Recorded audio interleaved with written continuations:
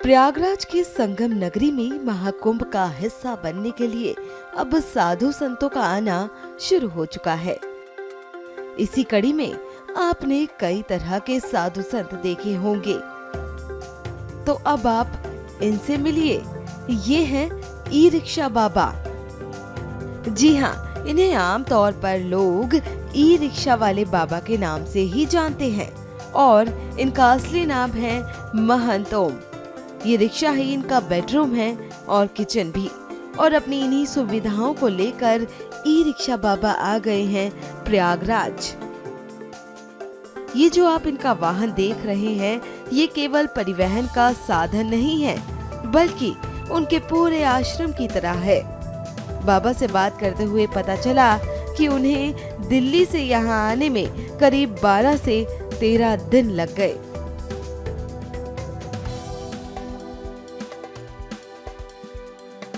हम वो यहाँ से दिल्ली से यहाँ आने में करीब 12-13 दिन लग गया। आते हुए अगर रास्ते में कहीं थोड़ा चार्ज भी करा लिया, और दिन रहने पर गाड़ी चलती रहती है। थोड़ा धीमी चाल की गाड़ी भी है और धीमा चाल भी रखते हैं।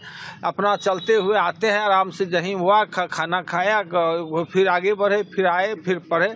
और कहीं इच्छा हुआ रुक करके कि यहीं पढ़ें लिखें, या कुछ नई सोच आ गया तो वहाँ लिखते भी हैं। इसमें क्या क्या है आपके इस गाड़ी में? इसमें हमारा सारा बिछावन है, गाड़ी का सब सामान है, हमारा सारा सामान रहता है, और इसमें और कोई कुछ नहीं। क्या क्या करते हैं इसी गाड़ी में आप? अपना पढ़ते भी है, लिखते भी है। कहीं अगर कोई आदमी रोने वाला आ जाता है, जैसे कोई मरने वाला है, कोई मर भी रहा है, तो उसको बचा भी देते हैं। ये नहीं है कि नहीं बचा देते हैं, खाना पीना भी इसी में होता है? हाँ, खाना पीना भी इसी में होता है। जा रहा है तो यहीं बना लिया, गर्मी रहता है तो बाहर बनाते हैं। और ई रिक्शा से क्यों चलते हैं महाराज? ई रिक्शा से चलने के पहले हमें एक लड़का है, वो हमें पेट्रोल गाड़ी दे दिया। उसमें 2000 से 2200 रुपया पर डे खर्चा हो जाता था, और उस पर कहीं कुछ गड़बड़ी हुआ तो 1500 मांग देता था। वो पुराना, हम तो एक तो घर द्वार त्याग करके साधु बना, उसमें अगर ठग या चोरी या गलत की बात उठता है तो साधुता पर वो क्लेम लगता है कि नहीं, ये गाड़ी नहीं रखे। तो उसके बाद अजय वर्मा नाम का एक लड़का है, उसने हमको दे दिया गैस वाला गाड़ी। तो उसमें भी मैंने 1200 का लगभग दिन में खर्चा बैठे। हालांकि वही खर्चा दे देता था उस टाइम, कहे कि देखो अजय, ये हम लेकर क्या करेंगे, गाड़ी तो तुम दे देगा, खर्चा कौन देगा ये रोज का, ये रखो, हम नहीं ले गई। तब जा कर के हम लोग वहीं पर पूजा यमुना किनारे में करते थे। एकाएक वहाँ से लखनऊ से वो फोन आया कि आपके लिए ई रिक्शा रखे हैं, लीजिएगा कि जहाँ लाओ तब तो अच्छा होगा। वहीं गए, वही बना दिया। किसी ने प्लेट दान किया, किसी ने कुछ दान किया, और ई रिक्शा ये करके हम लोग करिए। हाँ, ये ठीक है, लेकिन इसमें क्या है, इसका 3 फीट चौड़ाई है। सोते कैसे हैं महाराज? इसमें भीतर लंबा है, हम जितना चाहिए हमें 6 फीट के लगभग हैं, तो इसमें 1 फीट बच ही जाता है। कोई सोने में एक आदमी कोई प्रॉब्लम नहीं है, 2 आदमी का जगह नहीं है। दिक्कत कोई अगर वैसे इमरजेंसी आ जाए तो दिक्कत हो जाता है, अन्यथा 1 आदमी में कोई प्रॉब्लम। दिनचर्या क्या होती है महाराज?